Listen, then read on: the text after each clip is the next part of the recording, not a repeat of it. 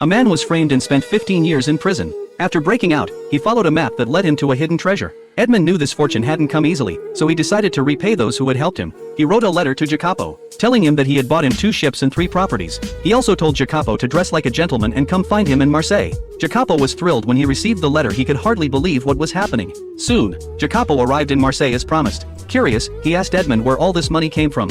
Edmund simply said he had inherited it. Then his expression turned serious. He asked Jacopo to swear never to tell anyone what he was about to say. Edmund revealed that he had been betrayed and locked away for 15 years. He even spoke about his own gravestone. But because of his unusual circumstances, he couldn't reveal his identity publicly. He asked Jacopo to help him uncover the truth. When Edmund opened the case files, he saw the anonymous letter that had accused him.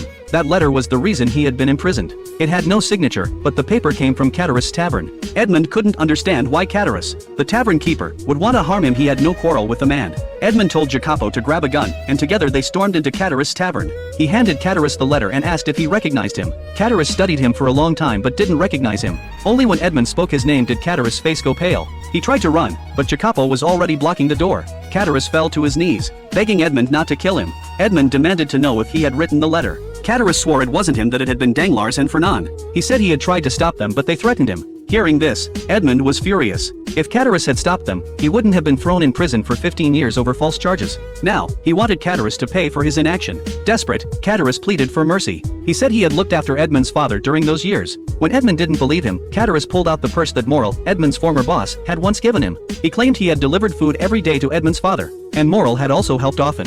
Hearing this, Edmund was deeply moved. But he still didn't understand. He knew Danglars hated him for taking the captain's position, but why would Fernand betray him? Catullus told him the truth. Fernand had married Edmund's fiancée, Therese. Fernand had loved her all along, which is why he conspired to send Edmund to prison. The truth crushed Edmund. He realized his happy life had been stolen by 2 despicable men. Overcome with emotion, he stepped outside and swore he would make them pay. Later, calming himself, he returned to the inn. Instead of punishing Catullus immediately, he gave him a chance to make amends. He ordered Catullus to go to Paris and gather information on Danglars and Fernand. In return, Edmund promised him a salary of 5,000 francs each month, partly to thank him for caring for his father, and partly to ensure he did his job well. Before leaving, Edmund asked who had carved his gravestone. Catullus replied that it was Therese. Edmund was struck with mixed emotions. Then, Edmund sent Jacopo to the farmer's house where he had once borrowed clothes. He gave the farmer's wife a large sum of money. When she saw the money, tears of joy filled her eyes. She had never seen so much in her life. Meanwhile, Edmund's former boss, Morel, was on the verge of suicide after his company went bankrupt and he was buried in debt. Just as he was about to take his life, Jacopo handed Morel's daughter a money pouch to give to her father.